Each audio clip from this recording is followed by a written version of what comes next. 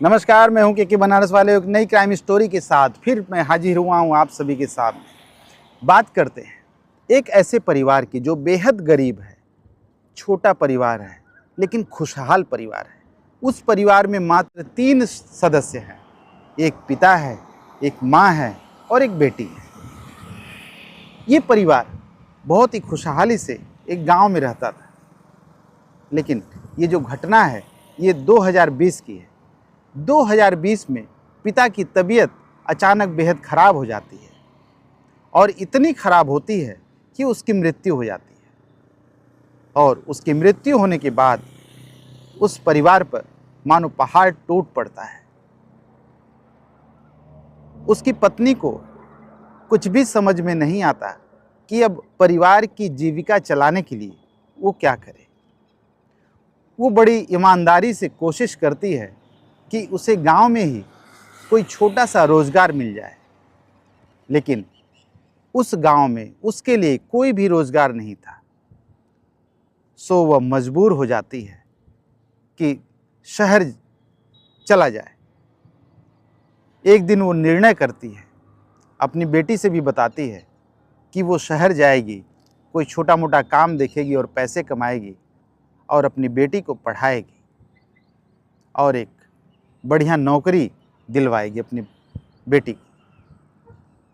एक सपना देखती है और फिर वो निकल पड़ती है शहर की तरफ। लेकिन शहर जाने से पहले अपनी बेटी को समझाती है कि बेटा, अच्छे से पढ़ाई लिखाई करना, किसी गलत चक्कर में मत पड़ना। और पड़ोसियों से भी कहती है कि उसके जाने के बाद उसकी छोटी बेटी का आप लोग ख्याल रखिएगा। पड़ोसी भी हामी भर देते हैं और वो फिर महिला शहर की तरफ चली जाती है। शहर पहुंचने के बाद वो एक रोज़गार ढूंढती है, काम करती है, पैसे कमाती है और बीच बीच में अपने गांव आती जाती रहती है। अपनी बेटी की भी देखभाल करती है अच्छे से, ईमानदारी से। लेकिन इसी बीच एक दिन उसकी बेटी की तबीयत अचानक बहुत ख़राब हो जाती है। वो महिला बहुत परेशान हो जाती है और पास के ही हॉस्पिटल लेकर जाती है। जब डॉक्टरों ने उस लड़की की जांच की तो सबके होश उड़ जाते हैं। होश इसलिए उड़ जाते हैं कि ये पता चलता है कि वो जो लड़की है वो 7 महीने की गर्भवती है।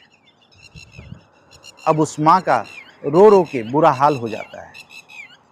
अखबारों के माध्यम से, सोशल मीडिया के माध्यम से लोगों तक ये बात फैल जाती है और तब जो पुलिस प्रशासन है वो सक्रिय होता है और अपराधियों की धरपकड़ शुरू हो जाती है। और फिर एक नया खुलासा होता है। आखिर उस बेटी के साथ क्या हुआ था, उसको किसने प्रताड़ित किया, उसका किसने बलात्कार किया, उसका किसने शोषण किया।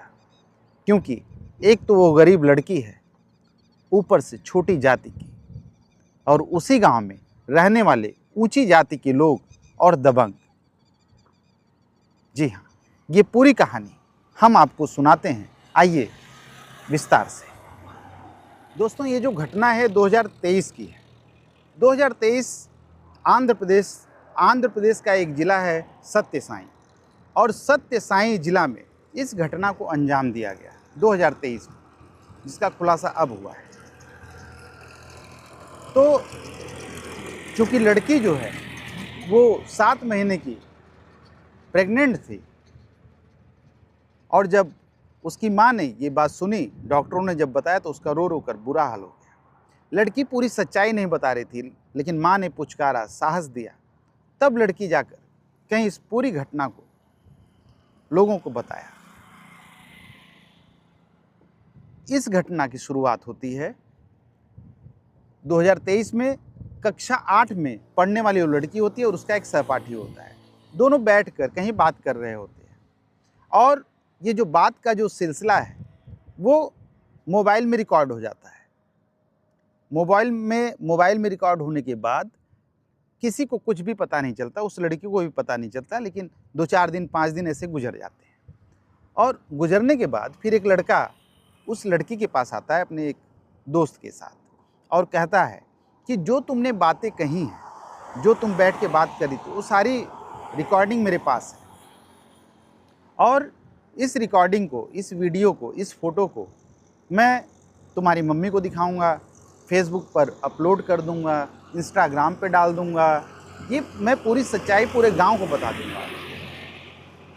वो लड़की घबरा जाती है, परेशान हो जाती है और कहती है गिड़गिड़ाते हुए कि उसके पिता नहीं हैं, उसकी एक ही जो माँ है वही देखभाल करती है और वो शहर में रहकर काम करती है, उसके ऊपर बड़ी जिम्मेदारी है। जब वो ये सब बात सुनेगी तो वो परेशान हो जाएगी और फिर पता नहीं परिवार का क्या हो। वो उन लड़कों से कहती है कि अच्छा ये बताओ, तुम प्लीज़ इसे अपलोड मत करना, लेकिन उसे क्या करना होगा? तो वो दोनों कहते हैं कि हम दोनों तुम्हारे साथ कुछ वक्त बिताना चाहते हैं। वो लड़की कहती है कैसा वक्त, किस तरह से वक्त बिताना चाहते हैं? तो कहते हैं कि हम तुम्हारे साथ सोना चाहते हैं। अब वो लड़की पूरी तरह से फंस चुकी थी। अब ये जो घटना है, ये जो बातचीत है, वो कहीं दूसरे के सामने ना आए, उसकी माँ की बेइज्जती ना हो, तो वो लड़की तैयार हो जाती है। वो जो दोनों व्यक्ति हैं, वो दोनों उसके साथ बलात्कार करते हैं और फिर एक क्रम 1, 2, 3 दिन 4 दिन ऐसे चलता रहता है। जब मन होता है उसको बुला लेते हैं, जब वो स्कूल से वापस लौट रही होती है। लेकिन वो जो बलात्कारियों की जो संख्या है वो दिन प्रतिदिन अब बढ़ रही थी। 2 से 3, 3 से 4, 4 से 5 और ऐसे बढ़ते बढ़ते बलात्कारियों की संख्या 12 हो चुकी थी। और वो लड़की इस परेशानी के दौर से गुजर रही थी और किसी को खबर तक नहीं थी। हालांकि उसकी माँ बीच बीच में आती थी, लेकिन माँ भी नहीं समझ पाती थी कि कुछ और ऐसी घटना उसकी बेटी के साथ हो रहा है, और बताए भी कैसे, क्योंकि वो जो पूरा वीडियो था उसने, अच्छा जब ये उसके साथ बलात्कार करते थे तो उसका वीडियो भी बनाते थे और उस वीडियो को अपने मोबाइल में सेफ रखते थे और उससे उसी वीडियो से इसका ब्लैकमेल करते थे। और वो चूँकि अब वो पूरी तरह फंस चुकी थी इस जाल में, तो मना भी नहीं कर सकती थी और बलात्कारियों की संख्या अब 12 हो चुकी थी और उसे बहुत प्रताड़ित किया जा रहा था, उसके शरीर को नोचा जा रहा था, इस घिनौने काम को अंजाम दिया जा रहा था। लेकिन वो बेबस और लाचार बिना पिता की जो लड़की थी, इस सब कुछ सहन और बर्दाश्त करती चली जा रही थी। अब ये जो बलात्कारियों की संख्या 12 हो चुकी थी और धीरे धीरे वक्त गुजर रहा था, उसकी माँ आती थी वापस शहर से और खाने पीने की व्यवस्था करती थी, फिर वापस चली जाती थी। वो लड़की कुछ भी नहीं बोलती, शांत रहती थी। माँ बार बार कहती थी क्या हुआ बेटा, कोई परेशानी हो तो बताओ, लेकिन माँ से वो बताती भी कैसे, पिता था नहीं, लाचार और बेबस वो बेटी अकेली ये सब कुछ सह रही थी। अब धीरे धीरे जब 4-5 महीने का वक्त और गुजरा तो अब जो 12 की संख्या थी वो 17 हो चुकी थी और 17 में से जो 3 लड़के थे वो तो नाबालिग उसके क्लास के आगे पीछे वाली क्लास के थे, लेकिन बाकी जो ये 14 लोग थे, 14 लोगों की जो उम्र आप सुनेंगे तो आपके होश उड़ जाएंगे। किसी की उम्र 18, 20 और 51 साल तक, 51 साल तक थी। ये जो 14 लोग थे, वो लड़की बहुत गिड़गिड़ाती थी, पैर पकड़ती थी। उसके पिता की उम्र से भी ज़्यादा उम्र के लोग इसमें शामिल थे बलात्कारियों में। वो पैर पकड़ती थी, गिड़गिड़ाती थी, रोती थी, लेकिन कोई भी उसकी सुनने वाला नहीं था, कोई उसके ऊपर दया करने वाला नहीं था। वो अपराधी जो उसका शोषण कर रहे थे, वो तो बस उसका शिकार करना चाहते थे, उसके शरीर को नोचना चाहते थे और ये सब जानते थे कि उसके पिता नहीं और माँ जो है वो शहर में है, तो कोई उसको बचाने वाला नहीं है। और ये जो 17 भेड़िए हैं उसको नोच नोच कर खाना शुरू कर देते हैं। और फिर एक दिन ऐसा आता है कि माँ जब शहर से वापस आती है तो देखती है कि उसकी बेटी स्कूल नहीं जा रही, उसकी तबीयत भी ख़राब है और उसका जो पेट है वो थोड़ा-सा बढ़ा हुआ है। उसको भी कुछ थोड़ा शक होता है और हॉस्पिटल लेकर जाती है। हॉस्पिटल लेकर जब जाती है तो फिर डॉक्टर ने उसको बताया कि ये 7 महीने की गर्भवती है और ये 2025 आ जाता है और 1 साल से ज़्यादा समय ये जो बलात्कारी हैं उसके साथ लगातार बलात्कार करते रहते हैं। माँ के पुचकारने पर जो लड़की है वो पूरे घटनाक्रम को सुनाती है, लेकिन माँ को विश्वास नहीं होता है। लेकिन 9 जून 2025 को माँ यह बीड़ा उठाती कि वो अपनी बेटी को इंसाफ दिला कर रहेगी। हालांकि वो अपनी बेटी से कहती है कि बेटी ऐसी कौन सी परवरिश में कमी रह गई जिसके कारण तूने ऐसा कदम उठा लिया, लेकिन जब बेटी पूरी घटनाक्रम को बताती है तो माँ परेशान हो जाती है और बीड़ा उठाती कि 9 जून को 2025 को वो पुलिस के पास जाने के लिए तैयार होती है, लेकिन गांव के लोगों ने, कुछ गांव के दबंग लोगों ने उसकी घेराबंदी कर दी। घेराबंदी करने के बाद गांव के लोग कहते हैं कि जो 17 जो बलात्कारी आरोपी हैं उसमें से 3-4 लोग तुम्हारी कास्ट के हैं, नीची जाति के हैं, तो एक काम करो उसी में से किसी को चुन लो और अपनी बेटी की शादी करवा दो, और जो ऊंची जाति के जो बचे हुए लोग हैं वो तुमको उस शादी में जो पैसा है, जितना तुम चाहोगे उतना पैसा तुम्हें दे दिया जाएगा। जब माँ ये बात सुनती है तो उसे बहुत घिन आती है। वो सोचती है कि ये समाज जो है कितना घिनौना है। एक बेटी जिसका कि लगभग 2 साल से शोषण हो रहा है, उसको बचाने की जगह ये लोग पैसे देने की बात कर रहे हैं, उसकी इज्जत की कीमत लगा रहे हैं।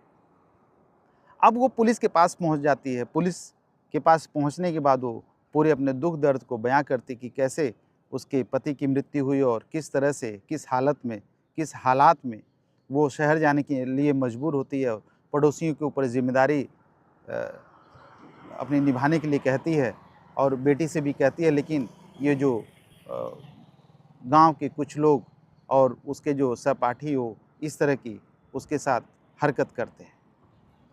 और ये जो घटना है, जब अखबारों में इस घटना का जिक्र होता है, सोशल मीडिया के माध्यम से लोगों को पता चलता है, तो पुलिस सक्रिय होती है और 17 के 17 जो आरोपी हैं उनको पकड़ लेती है और पकड़ने के बाद उनको सलाखों के पीछे जो है डाल दिया जाता है। पुलिस प्रशासन ये भी मानता है कि इसमें स्कूल वालों की भी कमी है, क्योंकि जब लड़की 2 साल तक उसका इस तरह से बलात्कार किया जा रहा था और स्कूल नहीं जा रही थी, तो पुलिस स्कूल की भी जिम्मेदारी बनती है कि वो लड़की जब 10वीं कक्षा में है तो उसको ये पता करना चाहिए कि आखिर लड़की के साथ ऐसा क्या हो रहा है कि वो लड़की स्कूल नहीं आ रही है। और गांव की जो आशा हैं, जिनकी और भी जिम्मेदारी होती है, उनको भी बताना चाहिए था।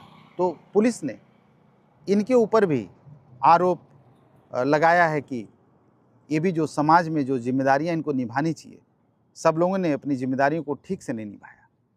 हालांकि ये जो घटना है सबके सामने आ चुकी है और जो जितने जो 17 के 17 जो आरोपी हैं, जो 18 साल से लेकर पूरे 51 साल तक हैं, जिन्होंने लगातार उस लड़की का शोषण किया, अब सलाखों के पीछे हैं। तो संक्षेप में कहने का मतलब ये कि अपराधी कितना भी बड़ा हो, किसी का गुनाह छिपता नहीं है। कानून के हाथ बहुत बड़े होते हैं और एक न एक दिन अपराधी पकड़ा जाता है और उसको सजा मिलती है।